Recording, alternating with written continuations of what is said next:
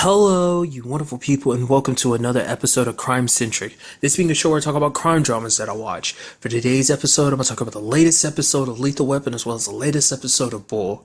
Like always, if I'm talking about something that you want to listen to, you can always look in the description down below. I include the time when I start talking about each of the respective shows. So, for example, if you want to hear what I had to say about this week's episode of Lethal Weapon, you can skip to what I say about this week's episode of Bull. But the first thing I'm going to talk about is this week's episode of Lethal Weapon. Another great episode. A lot of interesting things went down, kind of got revealed in this episode.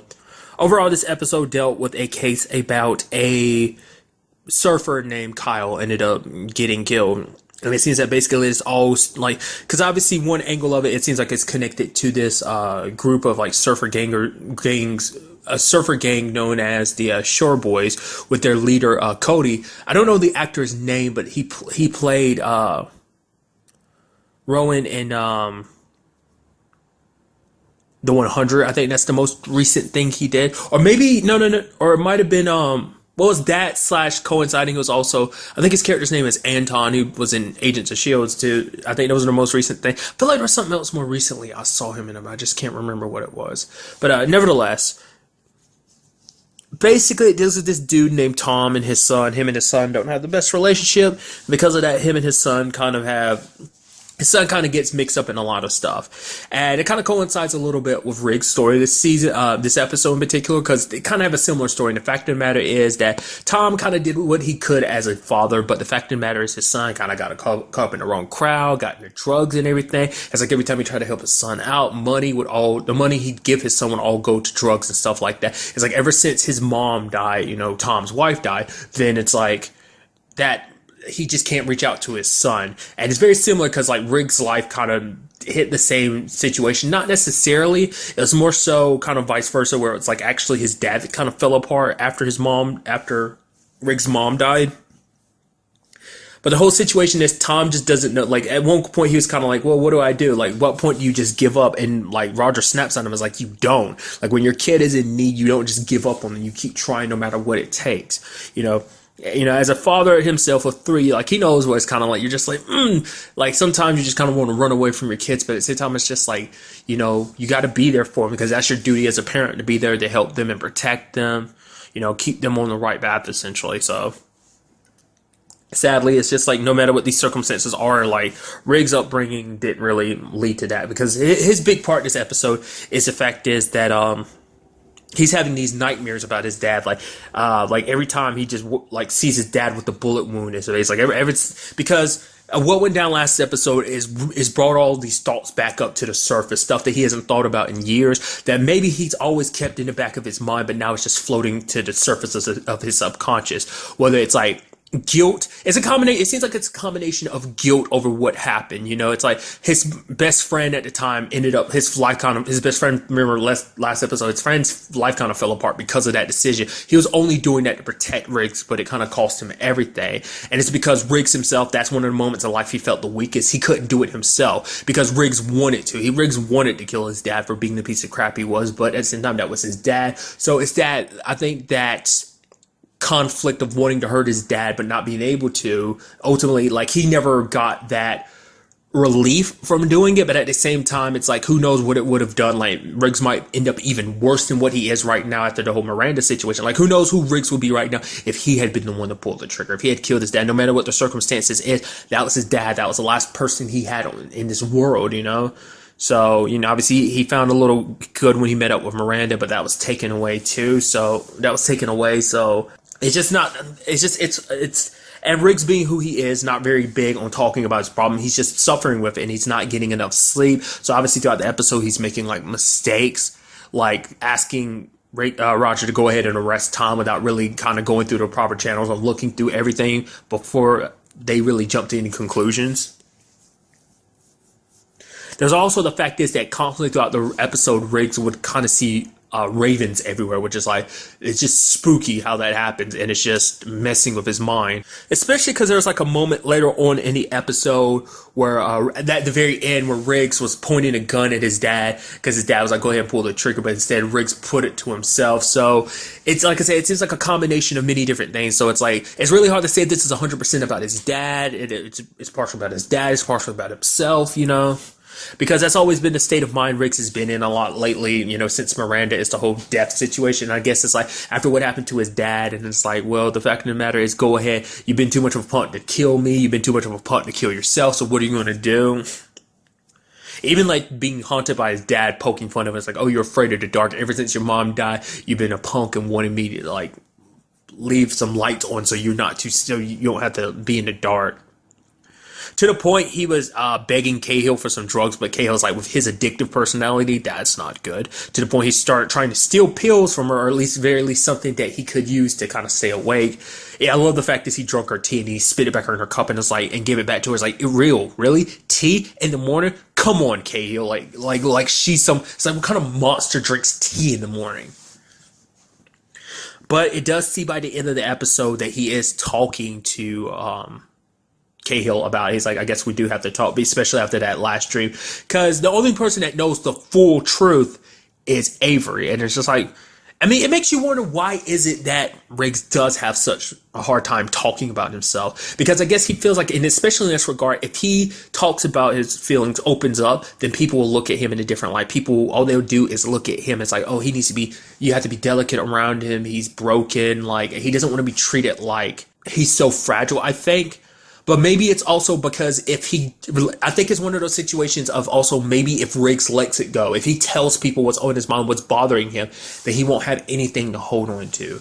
I think holding on to everything he keeps inside is what keeps him going. It's not the healthiest thing, but for him, it's like the whole thing, like, because if he doesn't have that, what does he have left, So maybe that's something that Riggs kind of feels. I mean, that's just me, like, throwing that out there. Could be completely wrong about that, so. Because I'm surprised with this whole situation, the whole lack of sleep, being haunted by these nightmares, things that kind of turned out worse than they did. I did like that moment near the end of the episode where it's like, we're catching up with these, the bad guys in the episode who were skinheads and stuff like that, which was that line. It's just, I don't know, there's a part of my brain that just kind of thought it was a little funny that the dad was like, yeah, my son's into drugs and everything, but he's still racist, because the bad guys in this episode were skinheads, and I thought it was just kind of interesting. It's just like, he's like, oh, my son may be a drug addict, but he's no racist. It's like, well, I mean, I'm glad to see where your priorities are along those lines. It's just funny to me that he had to make sure, it's like, my son's no racist. I don't know. But yeah, that moment where Roger shot the shotgun and it blew up the tank, and you see the guy kind of getting like blown back from it, which was all awesome on its own. But obviously Riggs was in that dark room and the guy had night vision goggles. The place got lit up. Riggs turned around and took the guy down. I was like, that was just so beautifully done. I mean, fortunately for Alston, Tom's son, he didn't do anything with the whole Kyle's murder thing. He did get associated with the drugs and everything, but obviously it won't be as bad as something with the whole, murder. So now it's just like, okay, Tom, you just got to be there for your son and help him out the best you can. So, a father's job is never done, essentially, so hopefully, it's one of those situations where maybe things will kind of work out, maybe given this opportunity, being put in this situation, maybe it'll kind of scare Austin straight, and maybe, it'll kind of relight that fire in his dad to do everything he can. Remember, I am a dad and I do whatever I can to protect my son. I'm the only one he has in this world. So maybe something like that. On the opposite side of things in this episode, you had we learned a little bit more about Bowman, because like the moment he kind of floats around that surfing community. I love him and Avery going back and forth like, bro. And then you have like Roger being like, stop, you're too old for that. He's like, what? I'm not too old. And he starts talking surfer lingo and stuff. And it's just like, oh, Avery, it's so weird because that doesn't seem like you, but I love you for doing it, Avery. Going back to it, Bowman is kind of treated as like a little local celebrity, and everyone's like, oh my god, you're new to Punch the Shark. Everyone's giving him high fives, even when they're chasing after Cody. It's like, oh, shark punching dude, and like high five someone as he was leaving the bar. I thought that was so neat, because basically he's kind of a local legend. I'm like, oh yeah, he punched a shark and he saved like 5 kids, which Bowman's kind of underselling it to Billy. He's like, well, I shoved the shark. It's like, no, it wasn't 5 kids. It was more like 2 kids, and they were good swimmers. I was like, wow, that's kind of cool, Bowman. Later on, he ends up revealing it to her that basically it's just, I think it's one of those situations. I don't think he himself made up the lie. I think it's one of those things where it's like people were from far away. Maybe the people that were involved were they were kids, so maybe they thought it was a shark, but in actuality it was a dolphin. Which he actually felt bad about it, because it's like punching a dolphin is like, what if I made it blind? Like, what's going to happen to a blind dolphin? That was his most concern about it. So Bailey later on tries to make him feel better. It's like, well, dolphins are kind of vicious. It's like, really? It's like, it's like, oh, and they don't actually see. They have like, what is it? Like they have a different type of vision or something like that. He's like, really? And she's like, no. And she's laughing, like cracking jokes about it. Like, oh, dolphin puncher, dolphin killer. And he's like, not funny. She's like, it's not funny. So I do appreciate it. It's just a little bit of the episode is kind of like bringing Bailey and Bowman together, especially after, was it last week's episode? They were like, things got awkward between them and everything, like the whole sex thing. So it's kind of cool to see that they are moving past that. But another side of it was the whole Trish and Roger thing, which constantly Roger cannot. He literally was in trouble last episode, and he can't help but put himself in trouble again this episode by thinking that Trish might be cheating on him. It's like, oh, who's Scotty? Why every time you get texted, you up here laughing, laugh, giggle. And then like he starts getting in his head, and Riggs is like, if she was like, Trish isn't the type to just kind of like, up and leave you or whatever. She's not that type of person. Most likely, she'd probably like have a backup plan, or rather a backup man. And it's like, well, cops have, shorter lifespans and stuff like that. So she might have someone already planned and everything, which kind of gets in Roger's head. And he goes there to like the little charity event. Well, it's an event about people who are wrongly convicted. And it ended up being Scottie Pippen, which I'm not familiar with sports, so it's like I recognize. I was like, oh my god, he's like a super good basketball player, But it's like yeah, sports. I'm me. Look at this channel. You can pretty much be like, oh yeah. You could be like, oh yeah, Michael. Oh yeah, he's a huge sports. He's a sports dude. If you can't tell, I'm being super sarcastic because I'm super not a sports dude. I did like it. And the fact is that Roger was like fanboying. I was like, what? Scotty? And every time she'd be like, Scott. Trish would be like, oh, Scott. And he was like, no, not Scott. Scotty. It's like, come on. It's like trying to get him all hyped up because he's not very good at speeches and like chest bumps. So and ends up like breaking his reading glasses. I was like, oh, Roger, it's like one thing to another. And then he gets pissed later on because he's thinking like, Trish is, it's like, well, he's sending her like this like kissing emoji face or something like that. And it's like, well, what's up with that? And then she's like, oh, you wanted a taste? Well, probably not going to get a taste for a long time. I mean, it's like, ooh, it's going to be a very long time. It's like, dude, you keep messing up all the time. Like, I know Roger messes up a lot. That's no surprise, even multiple times over the course of this series. A lot so far this season, but it's like back-to-back episode, Roger? I'm trying to remember, did he do that last season? I feel like there was space in between his fuck-ups, but I feel like this season is like stacked upon stacked upon stacked. It's like, what are you doing, Roger? What are you doing, dude? So that was kind of interesting. I mean, you did have Avery kind of pointing out. I love that whole joke about like, oh man, like, oh wait, Scottie Pippen is Scotty? Like what? For real? It's like, man, nah. Like if it was that type of situation, it's like I can't blame her. I mean, did you see those hands and everything? They're like, come on, it's not helping because it's like, well, I mean, the fact is, it's Scotty. It's like the whole affair situation. I'd let that slide because it's Scotty. Like if she was cheating, so. But ultimately, Avery gave him the best advice. Apologize. Why me and you work so good as partners? Because we trust each other. Trust your partner, So he apologized. But like it does seem that him and Scotty are texting buddies and stuff like that. I also appreciate hearing other stories about, the fact is you get like that about a lot of your sports hero, Magic Johnson. It's like, well, I can't help. The fact is, if hugging Magic is wrong, I don't want to be right. It's like, well, what about the whole Michael Jordan situation? He's like, what do you mean? It's like, well, the fact is you both cry. It's like, well, it was a very emotional time. It's like, well, he just worn a ring. What did you're at a signing when you're crying and everything about it.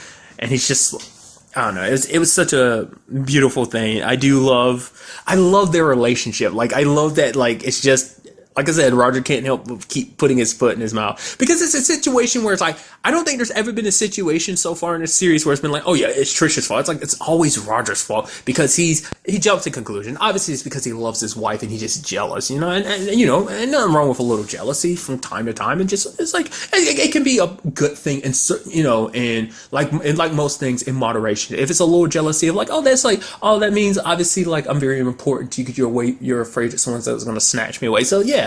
Obviously, it has its moments of being like, well, jealousy isn't a beautiful thing. It kind of can lead to dangerous routes. But in this particular case, it's like a loving thing of like, oh, we've been married so long. I love you. That's the only reason why I'm acting like an idiot. So love makes you stupid, Stupid in a good way. And okay, in some occasions, stupid in a bad way. But in this regard, it's stupid in a good, caring, loving way. It came from a good place, is what I'm trying to say. So, I mean, overall, a great episode. I'm very interested to see, like, what goes forward with the whole Cahill and Riggs situation, because, like, now she will be the only other person that knows the truth. Obviously, this is going to probably, like, go back to, like, we might be dealing with more of Riggs' past in a sense of, like, well, not just this, but also, I'm terrible with names because I already forgot. But last week, his best friend had helped them. His wife, the girl that kind of grew up with Riggs too, like, she's staying around. So obviously her and Riggs are going to be in close contact because he wants to check in on her from time to time. Remember, I brought it up last episode. Oh, not remember. Sorry. Well, I mean, it kind of sounds like, I apologize. I'm just kind of all over the place during this recording. I keep starting stuff and not finishing it.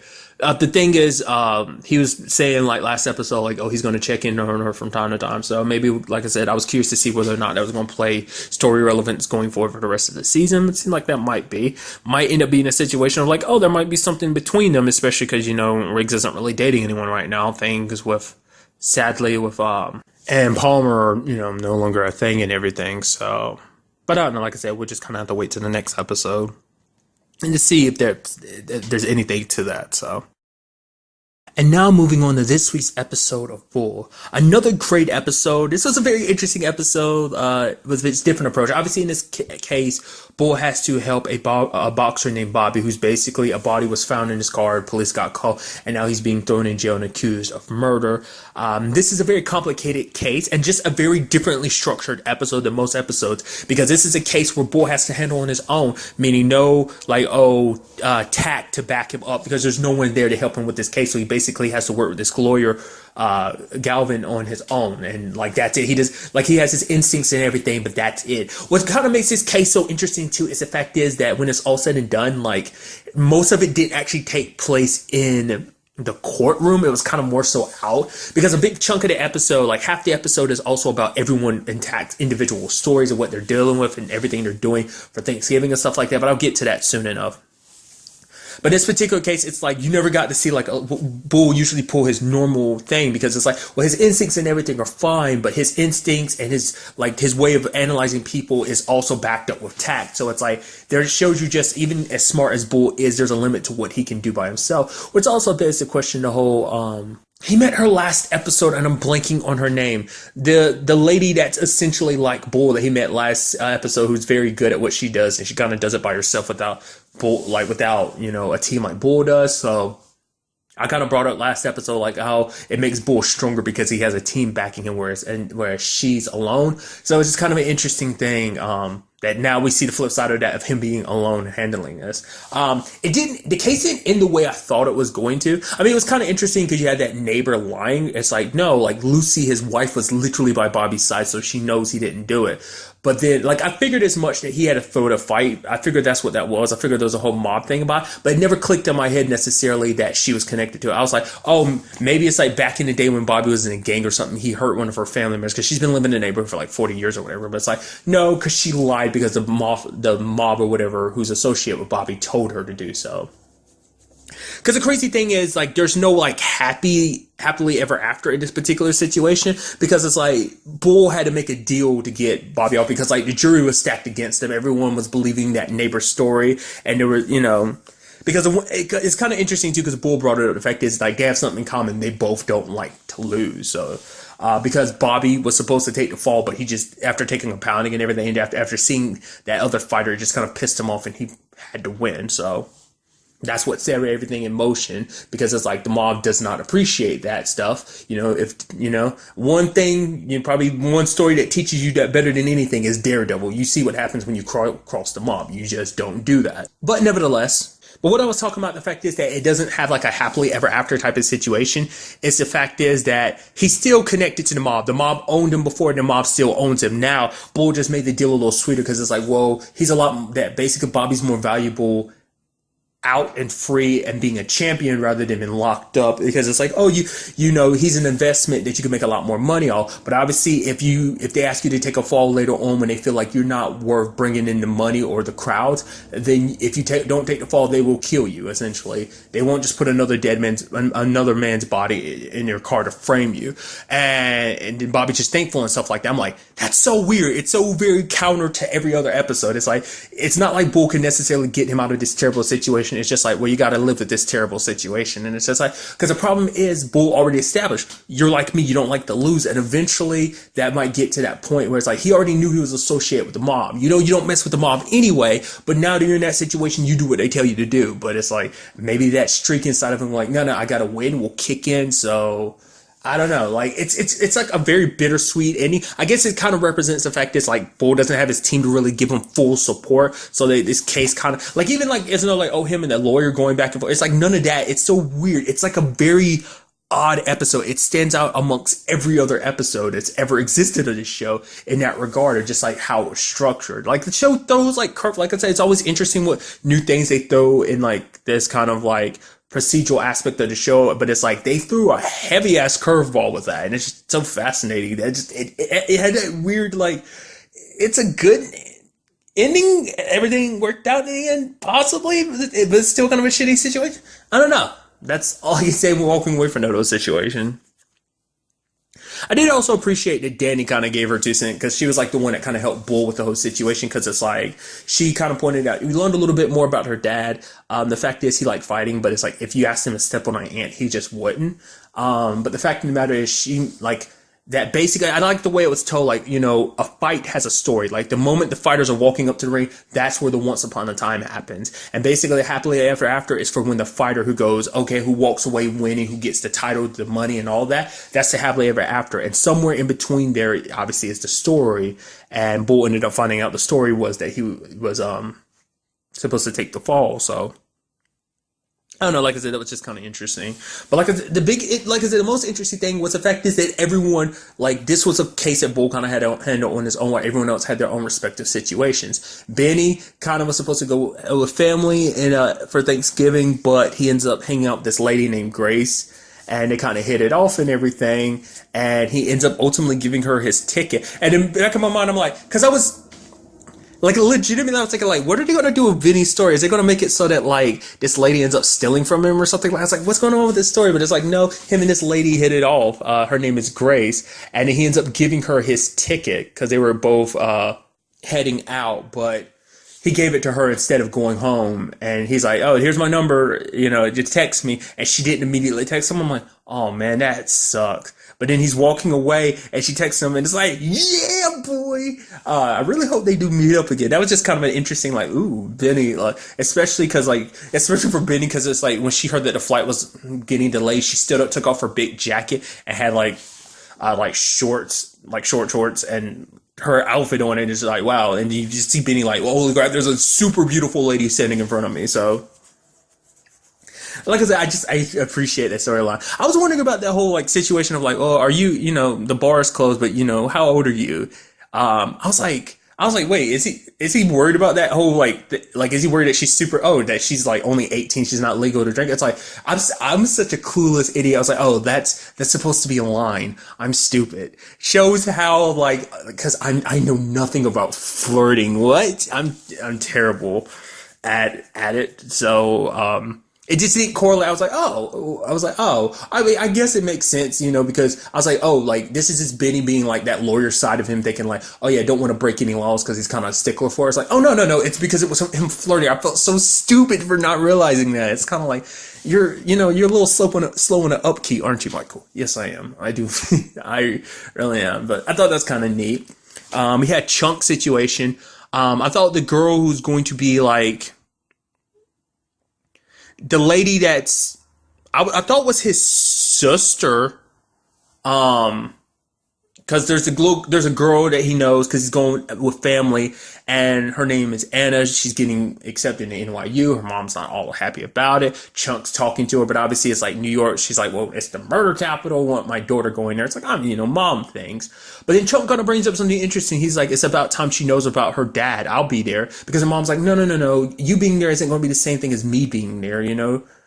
There's no guarantee she'll go to you like she would to me. And it's like, oh, let her know who her dad is. So it's like, wait, what? Like, Chunk, you're a dad? Like, wait, what? Like, that's what I'm trying to understand what that whole situation was. Like, it seemed like that was implying, like, Chunk is the dad. But it's like, I thought that was his sister, but is that not actually his sister? Is that, like, a friend of his that he comes and hang around? And it's like, oh, yeah, we treat each other like family, like we are sister. Also found out, Chunk, cooks, too. That's pretty cool. Talking about all the butter they slap on everything. Kind of a South thing. I think when most people think about the South, I think they think about that, like the South slaps butter on everything. Nevertheless, maybe that's just me, like, thinking of a stereotype of the South. Coming from the South myself, I don't know. I think that's a stereotype. Nevertheless, not unless they were, like I said, it seemed like it was implying that Chunk was the dad, not that it was like, oh, let her know who her, so since Chunk made that whole conversation of like, oh, you should let her go and I'll be there for her, so, that's so interesting. I would assume that's information that no one knows about him potentially being a dad and everything like that. That's super interesting. Plus, like, the fact is, because none of this was touched on last season. Obviously, like, this season you got Chunk, going to school, for a law degree, and now him possibly being a parent. That's like, woo, that's crazy. Obviously, him and Anna already have, like, a good relationship. Obviously, it's just going to be a little more complicated. It's like, oh, by the way, I'm also your dad, so. Then you jump to Cable's situation, which Cable's situation is more like, oh, I'm hanging out. Like, she does, like, for her, she doesn't want to hang around her family because I guess she said it just leaves you brokenhearted. Like, we never really get to find out what that meant, but it was a situation where it's like, oh, yeah, I'm going to hang out with my friends and stuff. I'd rather spend time with my friends. And it's kind of the whole aspect of Thanksgiving because you're supposed to get together for family and stuff like that. For Benny, he's like, oh, there's always next time, which sadly is like, you never know how life, there can always, you never know when there will be a next time. Just sadly how things work. But, I'm trying not to focus on that. Like, just like enjoy the kind of cuteness that was like Benny's side of things. Well, Cable's is just kind of like, oh, we're just drinking and stuff. There's nothing else to it. Like it's not like she's really socializing when she's chilling on a couch surrounded by people and stuff like that, just drinking.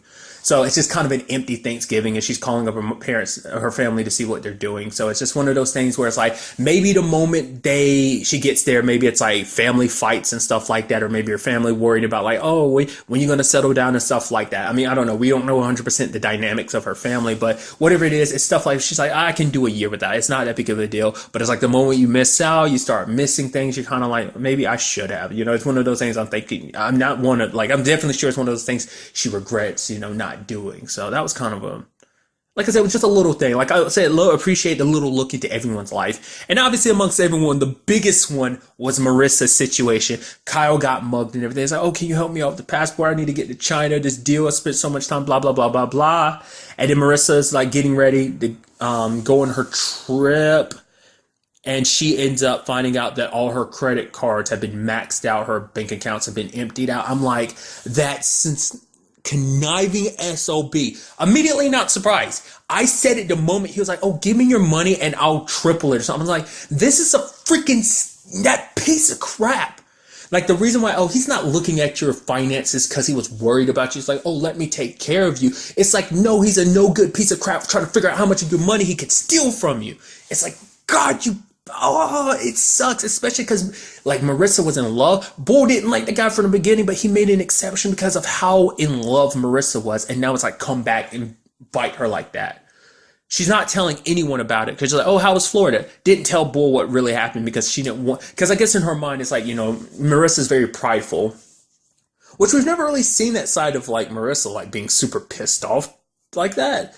She's always like very smiles, very calm, cool, collected aspect of the team and everything. Never see her kind of lose her cool, but obviously this is a situation where it's like, this is a man she pulled her heart out for, and what does he do? He stomps on it, steals her money, and runs away. It's like he's a con artist, and it's like, or a grifter, and it's so sad. I had a feeling, just because like a lot of stuff just didn't feel right with him about my plans for this neighborhood and everything. I didn't like the guy from the very beginning, didn't like him. Bull didn't like him, and it's like, rightfully so, just because all the bull crap he pulled. And now Marissa's using tact to kind of try and track him down. It's like, oh no, I'm just looking, not trying to tell anyone because I think she's too prideful. She doesn't want to admit that she got scammed by someone, especially under this way, like she got so close to someone and they scammed her. Because I think for Marissa, it's like their whole business is around seeing through people when people are lying to you. And, that whole conversation came up before where she had with Bull, like, when she didn't feel like trusting him about, like, the whole money situation. It's like, why can't we trust people? It's like, well, this is one of those perfect examples of why you shouldn't trust people. It's like, this makes you lose a little faith in love and just as people. Because already her job is helping deciphering how people really think and how they really feel, even though they won't tell you how they really feel or think. And now it's just kind of like, well, now, like, I'm just curious to see what that means for Marissa going forward. Obviously, she's going to try and do everything she can. She's going to handle this on her own. She's stretched out for money too, because she's not going to tell Bull, so she's not going to let the others know that she has no money, because she literally has no money because he emptied her bank accounts and like maxed out her. She was already in debt a little bit from what Kyle had brought up before, but now she's even more in debt. And it's just like, how kind of piece of crap human being does that? Like, getting close to someone like that, I can't believe it. Like, that's just the most disgusting thing ever, dude. That's one of the most deplorable things you can do. I mean, yes, murder and stuff like that is terrible too, but it's just like, it's on another level of deplorable. That's automatically like, no, this is already disgusting, terrible, deplorable, but it's like, this is a level, it's just all in its own of just like, you're scum if you do that, So, I don't know, that's just how I feel. I feel so bad for Marissa, dude. Because she's going to be struggling with this. Because like I said, she's not going to ask the team for money. She's not going to be like, oh, Bull, can you give me? She might lie. She might convince Bull to do it. Like, give me a bonus or something. Doesn't she handle all the finances anyway? I think she does. She's the money lady of the team anyway, I think. But ultimately, we'll have to wait and see what goes down in the next episode with this whole situation. Obviously, that's going to be a overarching storyline going forward. And I'm very interested to see what goes down with that. I don't know if it's going to play a big part in the story now. It's probably just going to be like a smaller part, since it's just, like, I don't think it might affect the rest of the team going forward. I don't know. We're just going to have to wait and see. Especially because, once again, Tact is already kind of dealing with the whole money shortage situation this season. So I'm sure Marissa's situation isn't making that any easier or any better in this particular regard. Like I said, we'll just kind of have to wait and see. So like I said, great episode, by the way. Like I said, very structurally different, but I really appreciate the kind of change of pace of just doing what it did in this episode. But really, that's all I want to talk about. Till the next time we meet, be happy, be safe, live life to the fullest, and enjoy it. Good day and goodbye.